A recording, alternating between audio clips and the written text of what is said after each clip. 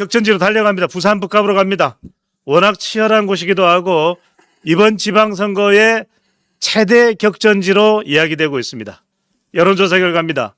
조선일보가 매트릭스에 의뢰를 해서 16일, 17일, 오늘이 19일입니다. 부산 북합 지역구 501명을 대상으로 해서 무선 전화, 가상 전화번호 면접조사 결과입니다. 하정우 39, 한동훈 33, 박민식 20. 2강 1중이네요, 교수님. 네. 일단 뭐 옛날에 그 장해찬인가 얼마 전에 장해찬이 그런 얘기 했지 않습니까? 네. 어차피 선거가 시작되면은 무소속 후보의 지지율은 쩍쩍쩍쩍 빠질 것이다. 내가 그랬다라고 얘기를 했을 때 우리가 예. 뭐라 그랬습니까? 그건 너고 그건 네 얘기고 네가 한동훈은 아니잖아. 라고 했을 때 제가 이제 그런 얘기를 했죠. 거꾸로다. 박민식이 아마 쭉쭉 빠질 거다라고 했는데 한동안은 뭐 2주 전, 3주 전까지만 해도 한동훈하고 박민식하고 같이 나오거나 오히려 박민식이 조금 앞서는 결과가 나왔거든요. 그런데 지금 딱 보게 되면은 이게 조선일보하고 매트릭스 조사죠. 예. 하정우가 39 나왔고 한동훈이 33. 그러니까 6% 차이인데 이거는 이제 오차 범위 내에 있는 거죠. 반면에 박민식은 20%로 이제 가라앉아 버렸습니다.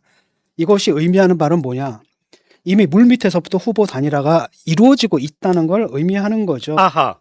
이게 이 조사만이 아니라 여태까지 나온 조사들이 있죠. 이걸 딱 대충 종합을 해 보면은 네. 대충 한동훈은 30%대 초반에 안착을 한 것 같고 박민식은 20% 안팎에 지금 안착을 한 거거든요. 두 후보의 이제 표차가 이제 10% 정도 차이가 난다는 건 뭐냐면은 박민식에 붙어있던 표가 서서히 어디로 가는 거예요? 한동훈으로 옮겨가고 있고 또 다른 한편으로는 하정우는 이제 결집이 다 된 것 같아요. 거기서 더 치고 올라가질 못하고 있는 상황인 것 같습니다. 그래서 일단은 박민식의 지지율을 10%대로 묶어놓는다면 3자 대결에서도 한번 해볼 만하지 않겠는가 예. 이렇게 생각을 하고요. 그 박성민 씨인가요? 그 평론하시는 분 있잖아요. 분석해 주시는 분. 민컨설팅 대표입니다. 그분이 이제 뭐라고 얘기를 했냐면은 이게 줄다리기에 비유를 하더라고요. 처음에 줄다리기 할 땐 두 팀이 그냥 팽팽하잖아요. 아주 조금씩 움직이다가 어느 순간에 무너질 땐 와르르 무너지잖아요. 그러니까 그런 사태가 벌어질 수도 있다라고 얘기를 합니다. 그러니까 다른 한편으로는 이제 한동훈에 대한 그 이른바 배신자 프레임이 있고 한동훈에 대한 그 배신자 프레임 때문에 한동훈에 대한 이제 비토 감정이 있는 거잖아요. 근데 이걸 딱 보게 되면 그 비토 감정이 점점 무너지고 있는 게 좀 보이거든요. 이게 이제 와르르 무너지느냐 아니면 그 비토 감정의 핵이 계속 남아 있느냐 요건 것 같거든요. 그래서 그 비토 감정의 댐만 무너뜨리면은 이제 박민식이 와르르 무너지면서 굳이 뭐 복잡하게 단일화 어쩌고저쩌고 이런 것 없이 자연스럽게 표에 의한 단일화가 되지 않을까. 그거에 되면은 이제 3자 대결 구도가 오히려 어쩌면 2자 대결보다도 또 유리할 수도 있어요. 그러니까 사실 3자 대결이 2자 대결 즉 양자 대결이 3자 대결보다 물론 이제 유리하겠죠. 여러모로 유리하겠지만 그렇게 뭐 엄청나게 차이가 날 정도로 유리한 상황은 좀 아니거든요. 예. 그런 면에서는 핵심적인 게 바로 이건 것 같아요. 박민식한테 똘똘 뭉쳐 있고 박민식은 어떻게 가냐면은 처음에는 자기 페이스북이라든지 SNS에다가 옛날에 윤호개인 했던 거 있잖아요. 그거 2년쯤가 다 지워버렸잖아요. 그게 뭘 의미해요? 자기도 아는 거죠. 중도로 가기 위해선 이 스탠스 갖고는 안 된다. 라고 하는데 문제는 뭐냐면 글로 가는 길이 한동훈한테 딱 막혀 있는 거예요. 그런 상황 속에서 자기가 갈 수 있는 길은 딱 하나밖에 없다. 역시 윤호개인밖에 없다. 네. 라고 하면서 이제 노골적으로 얘기하잖아요. 탄핵 반대한다 나. 탄핵에 반대했다. 이런 식으로 노골적으로 얘기하거든요. 그건 바로 뭐냐면 윤호개인 세력들을 꽁꽁 묶겠다라는 거죠. 그리고 자기가 당선되겠다는 생각은 좀 없는 것 같아요. 내가 볼 때는. 오히려 이제 장동혁이 원하는 대로 뭐 하는 겁니까? 한동훈의 당선만을 막아라. 내가 그 역할을 하게 되면은 여기 이 지역구는 계속 내 자리가 된다. 2년 후에도 나는 기회가 있다. 이런 생각을 좀 하는 것 같아요. 예. 그리고 보면은 이제 또 하나가 여론조사가 김어준이 하는 곳 있잖아요. 여론조사 꽃. 여론조사 플라워입니다. 여기는 좀 믿기가 좀 어려운 게 보통 이제 민주당 지지율이 보통 10%씩 높게 나오거든요. 예. 그러니까 다른 여론조사에 비하면은 좀 튑니다. 예. 그걸 감안하고 볼 때 뽕이 들어갔습니다. 네. 하가 41%, 41.7%, 한이 32.2%, 박이 21.1%거든요. 거기서는.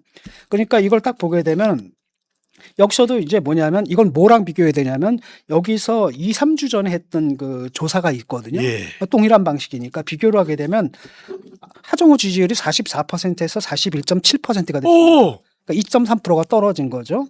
박민식 지지율도 24.5에서 21.1로 떨어진 거예요. 이거는 3.4%가 떨어진 겁니다. 한동훈 지지율은 22.9에서 32.2로 올라갔거든요. 거의 9.3%가 올라간 겁니다. 예. 그러니까 하정우가 좀 떨어지고 또는 떨어지거나 거기에 머물러 있고 박민식이 떨어지고 있고 그다음에 한동훈은 팍 올라가 있는 이거거든요. 그러니까 여기서 추세를 보면 되는 겁니다. 계속 올라가고 있다라는 거죠.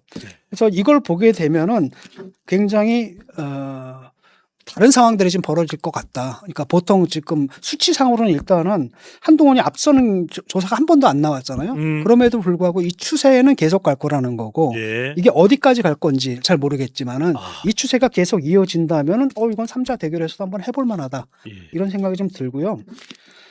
전반적으로 평가하자면은 일단은 한동훈이 지역에 안착하는 데 성공한 것 같아요. 아하. 저도 놀랐거든요. 그리고 심지어는 그 진보 지역 사람들도 저렇게 잘할 줄 몰랐다. 놀라잖아요. 왜냐하면 우리가 볼 때는 강남 엘리트고 예. 그렇잖아요. 무슨 현대고등학교부터 뭐 서울법대 나오고 뭐 이런 거 있잖아요. 뭐 미국 어디 가고 뭐 이런. 그래서 일반 주민들하고는 이게 엘리트 의식 때문에 섞이지 못할 거라고 생각을 했잖아요. 예. 그랬는데 딱 보니까 가자마자 국민들하고 그냥 엄청나게 격이 없는 대화를 하는 거야. 그래서 좀 지나다 보니까 이제 그냥 한만덕씨가 됐더라 그냥. 하하. 그냥 국보의 그 주민이 돼버렸더라고요. 만덕동민이 됐습니다. 그러니까 시장에 가서도 한 번만 들리는 게 아니라 갔던 집 또 가고 또 가고 또 가고 여러 번 보고. 그러니까 사람들이 이제 격이 없이 먼저 다가와서 사진 찍자고 하고. 그래서 다른 후보들을 움직이는 걸 좀 봤거든요. 그 사람들도 릴스 같은 거 올리잖아요. 쇼츠 같은 거 올리고. 봤는데 박민식은 없어졌어요 그냥. 듣자 하니까 길바닥에 나가서 이렇게 주민들 만나는 게 아니라 뭐 간담회 뭐 이런 걸 좀 개최하고 다니는 모양이에요. 여기저기 돌아다니면서. 그래서 사실 공적으로 자취를 좀 감춰버렸고 국포시장 주민 상인들한테 물어봐도 안 왔다 그러더라고요. 저번에 한 번 안 오고 그다음에 안 왔다라고 하거든요. 그러니까 이 목표가 당선이 목표가 아닌 거예요. 그냥. 당선이 목표가 아니고 이른바 강성 지지층들을 결집해서 한동훈을 낙선시키겠다. 이런 미션 수행에 좀 충실한 모습이고 하정우 같은 경우는 처음에 좀 덜컥거렸잖아요. 한 3차례 정도 실수를 했죠. 처음에 뭐 손터는 실수를 했고 두 번에는 오빠 그거 실수를 했고 세 번째는 GRDP인가 뭔가 있잖아요. 왜. 예. 그걸 갖다 10배로 부풀려 가지고 그 실수가 있었는데 그 이후에는 이제 사투리도 좀 쓰면서 그러니까 사투리가 점점 강해지더라고요. 예. 강해지면서 주민들하고 이제 소통을 하긴 하는데 좀 그게 달라요. 그러니까 하정우가 딱 가면 악수하고 뭐 인사를 하는데 한동훈 같은 경우는 사람들이 다가오거든 먼저. 다가오고 그다음 깨악 소리도 지르고 어떤 사람은 울기도 하고 이런 감정적 반응들이 있는 게 이제 한동훈이거든요. 그래서 이걸 보게 되면 일단 주민들과는 완전히 녹아 들어갔다. 그리고 특히 이제 아이들 굉장히 난 놀랬거든요. 이게 화제가 되고 있어요. 그래서 뭐 서동요 이런 얘기도 나오더라고요. 그러니까 애들 뭐 초등학교 애들, 중학교 애들, 네. 고등학교 애들 뭐 이런 애들하고 굉장히 친한 거예요. 이건 왜 그러느냐? 내가 볼 때는 다른 거 다 필요 없습니다. 뭐 이렇게 의도된 연출이냐 아니면 의도된 전략이냐 아니거든요. 간단합니다. SNS예요. SNS, 쇼츠, 릴스. 이거 이 문화 애들은 굉장히 익숙하거든요. 예. 내가 초등학생입니다. 근데 TV에 나오던 아저씨가 있었네. 걔랑 내가 사진 찍었거든. 걔가 가만히 있냐? 반에 가요. 반에 가지고 이거 막 보여주는 겁니다. 그럼 어디 가면 만날 수 있어? 이러면서 그냥 걔가 한마디 떠들면 반 전체가 알게 되는 거고 또 그런 애들이 다 찾아오는 거예요. 먼저 찾아가서 나도 찍어주는 거. 그래서 걔네들이 가가지고 또 돌아가는 거죠. 나도 찍었다 서로 자랑하는 거잖아요.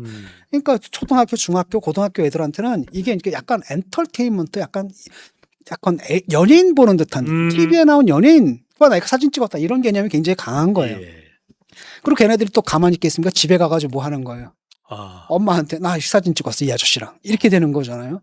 그러니까 저절로 이렇게 바이럴한 홍보가 되는 거고 이거는 사실 캠프에서 이걸 의도적으로 연출한 건 아니고 자연스럽게 이루어진 거고 보면은 릴스라든지 쇼츠 같은 건 미디어를 이용하는 데서 일단 한동훈이 굉장히 잘하고 있거든요. 예. 이러면서 거의 이제 주민으로 녹아 들어갔다는 측면이 있어요.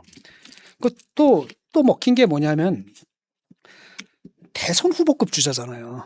그렇습니다. 대선 후보급 주자고 그러니까 뭐 우리 같은 서울 사람들 이런 사람들은 뭐 그냥 별 지역 뭐 여기에 대한 연고 뭐 이런 것에 대한 의식이 약하잖아요. 어차피 서울 사람들이라는 게 전국 팔도에서 올라와가지고 그냥 여기서 살다 보니까 뭐 다 섞여 살고 이러다 보니까 그런 게 좀 없잖아요. 근데 지역에서 그냥 오래 산 사람들은 거기에 대한 열망이 있는 겁니다. 네. 우리 지역에서 대통령을 한번 배출해 봐야겠다. 아, 라고 하는 이제 세 후보 중에서 그런 음. 자격 요건을 갖춘 사람은 한 후보밖에 없잖아요. 그러니까 여기에 대한 기대감이 있는 겁니다. 그다음에 세 번째가 이제 장동혁 체제에 대한 환멸이 좀 있어요. 어떤 사람이 그러더라고. 딱 만났는데 막 울어요. 울면서 하는 얘기가 뭐냐면 내가 2년 동안 뉴스를 안 봤다는 거야. 속상해가지고. 네. 나 뉴스 좀 보게 해달라고. 어. 그건 바로 당신이 나와서 이 보수를 갖다 바꿔달라는 거죠. 근데 박민식 갖고 되겠어요? 안 되는 거죠. 뭐 보수 재건이라는 건 박민식 가지고 애초에 안 되는 거고 그러다 보니까 투표를 포기하려고 했던 사람들 같은 경우에도 한동훈을 밀면은 보수가 재건될 수 있겠네? 라고 하면서 투표장에 갈 계기가 동기가 생겨버리는 거예요. 예. 그래서 그다음에 이제 또 하나가 뭐냐면 이제 그게 있어요. 게임의 논리거든요. 이거는 그 누가 얘기했더라 이름이 생각 안 나는데 어쨌든 그 아주 재밌는 포인트를 얘기를 하는데 누가 이겼을 때 재미가 있겠냐라는 거예요. 그러니까 부산시장 선거 같은 경우에는 박형준이 이기는 것보다는 뭐예요? 뭔가 변화가 생기잖아요. 전재수가 이기는 게 하나의 이제 뭐랄까 이벤트가 되는 거죠. 예. 그렇죠? 근데 반면에 이제 여기서는 뭐예요? 양강이 있고 그쪽 두 개 정당이 있죠. 거대 정당이 있고 그 중에서 무소속 후보가 선전해가지고 거대 양당을 이긴다? 그럼 이게 스토리가 만들어지거든요.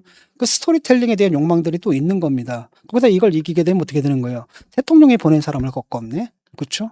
정청래 대표, 즉 여당 대표가 보낸 사람을 꺾었네? 오빠 이야기했던 대표가 미는 사람을 꺾는 게 되는군요. 그다음에 장동혁이 보낸 후보를 또 꺾었네? 네. 이렇게 되는 거거든요. 그러면은 굉장히 앞으로 이걸로 인해서 한국의 정치 지형이 엄청나게 변동을 할 거라는 기대감 같은 거 있잖아요. 그래서 이것이 사실은 보수층 결집의 계기를 제공한 거고 그런 의미에서 요 바람을 탔기 때문에 요 상승세는 계속 이어질 거라고 봅니다. 이제 문제는 뭐냐면 이 상승하는 바람을 막고 있는 게 아직까지 남아있는 그 비토 감정이잖아요. 그게 슬슬 지고 있는데 이것이 그 박성민 씨가 얘기한 것처럼 정말 줄다리기 해서 무너지는 순간에 정말 화르르 무너지느냐. 예. 이게 이제 관건이라고 봅니다. 그렇게 만들면은 사실은 3자 대결에서도 이길 수가 있죠. 서동요가 아니라 부산북갑의 한동요가 불려지고 있다. 줄다리기가 힘이 빠지는 순간 와르르 되는 순간이 올 것이다. 우리 애청자 김종혜님께서 반갑습니다. 여론조사와 현장의 차이가 북갑 선거에서 커 보이는데 교수님 뭐 이유가 있을까요? 일단은 여론조사에 별로 안 응하잖아요. 안 응하는 게 있겠고 그 다음에 원래 부산이란 데가 그래요. 지난번 총선 때도 어땠습니까? 막 뒤졌잖아요 여론조사에서. 예. 그래서 뭐 민주당에다 석권한다 그랬잖아요. 6, 7개를 가져갈 수 있다는 이야기까지 나왔었습니다. 그러니까 그 전에 네. 22년 총선인가요? 아. 그때도 어땠습니까? 그 민주당이 전 지역을 다 석권한다 그랬잖아요. 근데 딱 갔는데 전 지역에서 다 뺏겼죠. 그다음에 한 지역 전재수 지역만 민주당에서 가져간 거거든요. 예. 그럴 수 있기 때문에 이제 어떤 결과가 나올지는 모릅니다. 그리고 부산 북갑이 뭐냐면 노년층의 50%예요. 60대 이상의 50%거든요. 인구 비율상. 그러니까 상대적으로 상당히 많고 그다음에 그 노년층들은 또 뭐 합니까? 되게 적극적이죠. 투표에 굉장히 적극적입니다. 그래서 실제로 그래서 그때 문제가 됐던 게 그 MBC에서 했던 그 조사잖아요. 네. 그걸 반영해서 뭘 집어넣은 거예요? 15%? 유선 전화를 넣었던 거잖아요. 그래서 그걸 넣어야지 투표 성향과 더 비슷하게 떨어질 것이다라고 넣었는데 예. 그걸 하도 때려대니까 그걸 나중에 이제 뺀 거 아닙니까? 아하. 뺀 거고. 그런데 뭐 거기서 많이 떨어지진 않았다는 거죠. 많이 떨어지진 않았고 그건 이제 그 사이에 조금씩 올라가고 있다는 걸 의미하는 겁니다. 그래서 그 숫자 상으로 보이는 것과 좀 다른 결과가 나올 수 있고 그 다음에 아마 다음 주쯤에 또 다른 여론조사가 나오지 않겠습니까? 그 공표 금지 기간 직전에 나오는 여론조사 있죠. 거기서 이제 사실 향방이 딱 결정된 것 같아요. 그것만 딱 보면 대충 어떻겠다. 약간 뒤진다 하더라도 까면 또 올라가거든요. 올라갈 수가 있거든요. 거기서 얼마나 차이를 좁히느냐. 내가 핵심은 그건 것 같아요. 박민식이 얼마나 무너지느냐 그거고 그 부산 그 북구 갑의 그 주민들도 지금 골치 아플 거 아닙니까? 예. 한동훈을 지지하는 사람들도 있고, 그다음에 국민의힘을 그럼에도 불구하고 지지하는 사람들도 있고, 누구를 찍어야 되지, 누구를 찍어야 되지 하는데 지금 일단 여론조사가 보여주고 있잖아요. 일단 단일화하려면 어느 후보로 가야 되는지는 이제 분명해지고 있거든요. 그러면 물론 진짜 골수들 있잖아요. 그냥 윤호갱 골수들. 그 사람들은 뭐 박민식한테 남겠지만 나머지 사람들은 이렇게 뺏기는 건 좀 아니지 않느냐? 하하. 라고 하면서 또 몰려들 수가 있어요. 예. 그래서 저는 야 여기서 이른바 이제 이변이죠. 이변이 가능할 수도 있겠다. 이렇게 즐겁게 예측하고 있습니다. 네.